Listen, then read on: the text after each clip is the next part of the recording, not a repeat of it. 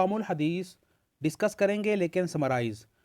جو کتاب ہے وہ بلوغ المرام من ادلۃ الاحکام، اس میں جو کتاب ہے طہارت کی ہے، اور باب جو ہے نواقض الوضو ہے۔ اس میں جو حدیث شریف ہے انس بن مالک نقل کرتے ہیں کہ اصحاب رسول جو تھے اس کے عہد میں یعنی زمانے میں وقت میں ینتظرون منتظر تھے عشاء کی نماز کے لیے، حتی یہاں تک کہ تعفقہ مراد جو ہے یمیل یعنی جھک جانا، گر جانا، من النعاس، نعاس جو کہتے ہیں اونگ سے اس کے سر، رؤوسہم گر جاتے تھے، جھک جاتے تھے، پھر وہ نماز پڑھتے تھے اور وضو نہیں کرتے تھے۔ اب یہاں پر یہ بتایا گیا ہے کہ جو قلیل نیند ہے یا اونگ ہے وہ نواقص الوضو میں سے نہیں ہے، اور سب جو علماء ہے اس پر متفق ہے کہ نیند مستغرق جو ہے، نیند غالب جو ہے وہ کیا ہے، نواقص الوضو میں سے ہے، اور جو قلیل نیند ہے وہ کیا ہے، نواقص الوضو میں سے نہیں ہے۔ لیکن قلیل کتنا ہونا چاہیے، کیفیت کیا ہے، اس میں اختلاف ہے ذرا سا۔ امام شافعی جو ہے وہ فرماتے ہیں کہ زوال یعنی ختم ہو جانا، زوال المقعد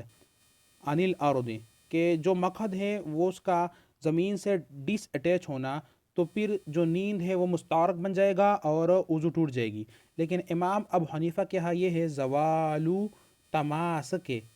کہتے ہیں جماؤ، تماسک المقعد، جو مقعد ہے اس کا تماسک جو ہے، جماؤ جو ہے وہ ختم ہو جانا، عن الارض زمین سے، تو نیند مستغرق بن جائے گا اور وضو ٹوٹ جائے گی۔ اور جب تماسک ہوگا تو نیند جو ہوگا وہ قلیل ہوگا اور وضو نہیں ٹوٹی ہوگی، مطلب وضو میں بندہ ہوگا۔ اس کے بعد جو اگلا حدیث ہے وہ ان امی عائشہ سے منقول ہے کہ جاءت آئی فاطمہ نے ابی حبیش، یہ ایک خاتون آ گئی اور انہوں نے رسول اللہ صلی اللہ علیہ وسلم سے پوچھا کہ میں جو ہوں استحاض یعنی مستحضہ ہوں، اب کیا میں نماز چھوڑ دو؟ حضور صلی اللہ علیہ وسلم نے فرمایا نہیں، یہ عرق ایک رگ ہے، اس کا خون ہے، یہ حیض نہیں ہے، پس جب آ جائے آپ کا حیض تو نماز چھوڑ دو، اور جب چلا جائے تو تم غسل کرو اس خون سے، اس حیض سے، پھر نماز پڑھو۔ اور بخاری میں یہ آیا ہے کہ ہر نماز کے لیے وضو کرو۔ اور اس کے بعد علی ابن ابی طالب علیہ السلام سے نقل ہے کہ انہوں نے کہا کہ میں کیا ہوں، رجل مزین، یعنی مجھ سے مزی زیادہ نکلتی ہے، اور مقداد سے کہا کہ آپ نبی کریم صلی اللہ علیہ وسلم سے پوچھے، تو اس میں کہا کہ اس میں وضو ہے، تو جس سے مزی نکلتی ہے اس میں کیا ہوگا، وضو ہے، اور منی میں غسل ہے، اور ایک ودی بھی نکلتی ہے پیشاب کے بعد، اس میں بھی وضو ہے۔ اب یہاں پر جو حدیث ہے امی عائشہ فرماتی ہے کہ قبلہ یعنی بوسہ دیا بعد نساء، یعنی حضور صلی اللہ علیہ وسلم نے اپنی بیوی سے، تو یہ امی عائشہ ہی تھی، پھر وہ نماز کے لیے چلے گئے اور انہوں نے وضو نہیں کی۔ اب یہاں پر یہ ہے کہ کیا مس المرأة یا مس النساء من نواقص الوضو او لیسا، کہ کیا عورت کو چھونے سے وضو ٹوٹ جاتی یا نہیں ٹوٹتی؟ تو جو امام شافعی ہے وہ تو مطلق کہتے ہیں کہ جس نے عورت کو چھویا یعنی مس النساء من نواقص الوضو، لیکن احناف کہتے ہیں کہ نہیں، مس المرأتی یا النساء لیس من نواقص الوضو۔ مگر جو امام احمد ہے اور امام مالک ہے وہ فرماتے ہیں کہ جب اس کا جو مس النساء محض شہوت ہے تو پھر یہ نواقص الوضو میں سے ہے، یعنی وضو اس کی ٹوٹ جائے گی۔ تو یہ تھا تھوڑا سا اختلاف۔ اور یہاں پر یہ ہے کہ اگر بندے کو شک ہو جائے کہ مجھ سے ہوا نکل چکی یا نہیں نکل چکی ہے، تو جب تک وہ آواز نہ سنے یا اس کی بو نہ پائے اس کی وضو برقرار ہے۔ اور اس کے بعد جو اگلا حدیث ہے وہ بہت امپورٹنٹ ہے۔ ایک بندے نے کہا کہ میں نے اپنے ذکر کو چھوا، یا یہ کہ میں نے اس کو نماز میں چھوا، اس بندے نے چھوا ذکر کو نماز میں، کیا اس پر وضو ہے یا نہیں ہے؟ تو نبی کریم صلی اللہ علیہ وسلم نے فرمایا کہ انما ہوا بدعۃ، یعنی یہ ٹکڑا ہے تمہارے جسم میں سے، تو اس پر وضو نہیں ہے، یعنی یہ وضو نواقص میں سے نہیں ہے، اس سے وضو نہیں ٹوٹتی ہے۔ لیکن جو اگلا حدیث ہے اس میں یہ ہے کہ جو ان بصرۃ ابن صفوان نقل کرتے ہیں کہ رسول اللہ صلی اللہ علیہ وسلم نے فرمایا کہ جس نے ذکر کو چھوا وہ وضو کرے، یعنی نواقص الوضو میں سے۔ تو ان دونوں حدیثوں میں اب کس پر عمل کیا جاتا ہے؟ تو جو احناف ہے اس کے ہاں مس الذکر لیس من نواقص الوضو، اور جو جمہور ہے اس کے ہاں نواقص الوضو میں سے ہے۔ لیکن اور ذکر کے چھونے کے متعلق ایک متفقہ بات علماء کے ہاں یہ ہے کہ اگر اس کو چھوا پردے میں تو وضو نہیں ٹوٹے گی، لیکن اب مسئلہ یہ کہ باہر پردے کے، باہر حجاب کے چھوا تو کیا ٹوٹے گی یا نہیں ٹوٹے گی؟ تو اس کا میں نے اختلاف بتا دیا کہ احناف کے ہاں نہیں ٹوٹتا ہے اور جمہور کے ہاں ٹوٹتا ہے۔ یہاں پر حدیث شریف جو ہے جس کو کہ آ جائے یا رعاف آ جائے، نقصیر پڑ جائے، مزی وغیرہ ہو تو اس سے وضو ٹوٹ جاتا ہے، وہ پھر وضو کرے، اور نماز کی حالت میں بتایا گیا ہے کہ پھر وہ بولے نہ اور وضو کر کے پھر نماز وہاں شروع کرے۔ یہاں پر یہ بتایا گیا ہے کہ جو ایبل کا گوشت کا ہے اس کی وضو ٹوٹ جاتی ہے، تو یہ صرف امام احمد بن حنبل کے ہاں ہے، جمہور کے ہاں نہیں ہے۔ اور اس کے بعد اعلیٰ حدیث یہ ہے کہ جو اس نے میت کو غسل دیا پھر وہ غسل کرے، یہ سنت ہے، مستحب ہے، غسل واجب نہیں ہوتا ہے۔ اور اس کے بعد جو اگلا حدیث ہے جس میں بتایا گیا ہے کہ قرآن نہ چھوئے مگر طاہر، یعنی جنوبی قرآن نہیں چھو سکتا ہے، اور بہتر یہ ہے کہ بوضو چا کرے، بے وضو بھی نہ چھوئے۔ منقول ہے حضور صلی اللہ علیہ وسلم سے کہ وہ ذکر کیا کرتے تھے ہر وقت اکثر اوقات، تو اس سے یہ بھی مراد ہے کہ اگر جنوبی ہو تب بھی بندہ ذکر کر سکتا ہے، تلاوت نہیں۔ اور حضور صاحب نے حجامہ کیا پھر وضو نہیں کی، تو خون کے نکلنے میں بھی اختلاف ہے کہ جب خون نکلتا ہے تو وضو ٹوٹتی ہے احناف کے ہاں، جمہور کے ہاں نہیں ٹوٹتی ہے، تو حجامے میں جو ہے وہ وضو کر سکتے ہیں، مستحب افضل ہے۔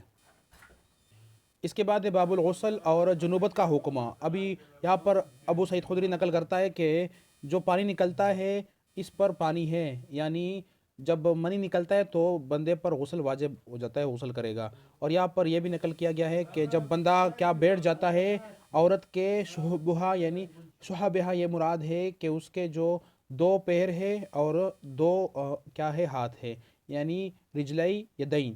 تو پھر وہ کوشش کر دیتا ہے، محنت کرنے کے بعد اس پر غسل واجب ہو جاتی ہے۔ تو یہ بھی بتایا کہ اگر انزال نہ بھی ہو جائے، صرف دخول ہو گیا اور خشفہ یعنی جو ہیڈ ہے ٹوپی اس کا دخول ہو گیا، پھر غسل واجب ہو گیا، اب وہ غسل کرے گا۔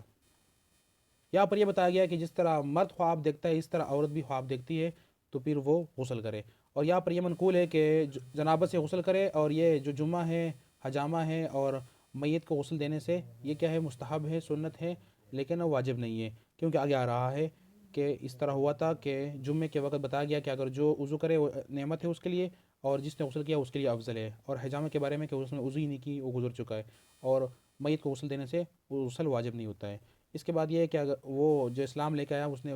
بعد میں حکم دیا کہ وہ غسل کرے، تو شافعیہ کیا غسل کیا ہے، ضروری ہے کہ جب اسلام لے کے آیا ہے۔ اس حدیث شریف میں غسل کا طریقہ بتایا گیا ہے کہ حضور صلی اللہ علیہ وسلم کیا کرتے تھے، ہاتھ دھویا کرتے تھے، ہاتھ کے بعد کیا کرتے تھے، شرمگاہ کو دھوتے تھے، پھر وضو کرتے تھے، پھر جو پانی ہے اس کو جو بال کے جڑ ہے اس تک پہنچاتے تھے ہاتھوں سے کے ذریعے، اور پھر چلی جو ہے وہ 3 بار اپنے کیا سر پر بہا دیتے تھے، اور پھر سارے جسم کو دھوتے تھے، اور پھر آخر میں پیر دھوتے تھے۔ تو یہ طریقہ ہے، اور یہاں پر یہ بتایا گیا ہے کہ بائیں ہاتھ سے وہ شرمگاہ کو دھوتے تھے، اور زمین پر بھی ہاتھ مارتے تھے، اس لیے کہ وہ کیا صابن وغیرہ تھا نہیں، تو جو منی ہے وہ مٹی میں کیا زائل ہو جائے اور ہاتھ صاف ہو جائے۔ اور مندیل سے انہوں نے کیا کیا، انکار کیا، یعنی تولیہ وغیرہ تو وہ استعمال نہیں کرتے تھے۔ اب تولیہ نہ استعمال کرنا اگر سنت آپ لے لے تو آپ کر سکتے ہیں، لیکن یہاں پر یہ ہے کہ وہ کیا کرتے تھے، پانی کو بگاتے تھے، یعنی جسم پر ہاتھ پھیر کے اس کو بگاتے تھے، جھاڑتے تھے۔ اور یہاں پر یہ ہے کہ اگر عورت ہے اور خیز سے غسل کر رہی ہے لیکن اس نے اپنے بالوں کو باندھا ہوا ہے اور کھول نہیں سکتی، اس میں مشکلات ہے، تو بس کھول لینا اور اس پر پانی بہائے کہ جڑوں تک پانی پہنچ جائے۔ یہاں پر باب التیمم میں جو حدیث لیا گیا ہے اس میں یہ ہے کہ حضور صلی اللہ علیہ وسلم فرماتے ہیں کہ 5 چیزیں مجھے عطا کی گئی جو پہلے کسی کو نہیں عطا کی گئی ہے، اور اس میں جو ہمارا مقصود ہے وہ یہ کہ میرے لیے جو زمین ہے اس کو پاک اور مسجد بنا دیا گیا ہے، سجدہ گاہ، وہی بتایا گیا ہے تراب مٹی۔ اور اس کے بعد عمار بن یاسر فرماتے ہیں کہ اس نے بھیجا ایک کام کے لیے، پھر میں جنوبی ہو گیا اور پانی نہیں پا، پھر میں زمین میں لت پت ہو گیا جس طرح جانور ہوتا ہے، پھر میں حضور کے پاس آ گیا اور یہ ذکر کیا واقعہ، انہوں نے فرمایا تمہارے لیے کافی تھا، بتایا اس طرح کہ زمین پر ہاتھ مار دیتے اور ایک دفعہ پھر اس سے مسح کر دیتے ہاتھوں کا، اور جو ہاتھوں کے ظاہر ہے، اور پھر چہرے کا۔ اور یا بخاری میں یہ آیا ہے کہ زمین پر ہاتھ مار کے اور اس میں پھر پونگ مار دیتے تھے اور پھر مسح کرتے تھے اس سے آپ ہاتھوں کا، اور پھر یعنی یہاں پر چہرے کا اور پھر ہاتھوں کا۔ تو صحیح ہے اگر آپ پہلے چہرے کا مسح کرے بعد میں ہاتھوں کا کرے، یا ہاتھوں کا کرے پھر چہرے کا کرے، لیکن اب کفئی آیا ہے یا ہتھیلیاں آئی ہے۔ اب آگے دوسرا حدیث ہے، نیمور سے منقول ہے کہ تیمم جو ہے اس میں 2 ضرب ہے، ایک ضرب چہرے کے لیے، ایک ضرب ہاتھوں کے لیے، مرفقین کونی تک، یعنی کونی سمیت مسح کرنا ہے۔ تو احناف کی ہے یہ کہ کونی سمیت مسح کرنا ہے، اور پہلے چہرے کا مسح کرنا ہے، پھر ہاتھوں کا مسح جو ہے نا وہ کونی سمیت کرنا ہے، کونی تک۔ اور یہاں پر یہ بتایا گیا کہ وہ کیا کرے، کفائی کا کرے،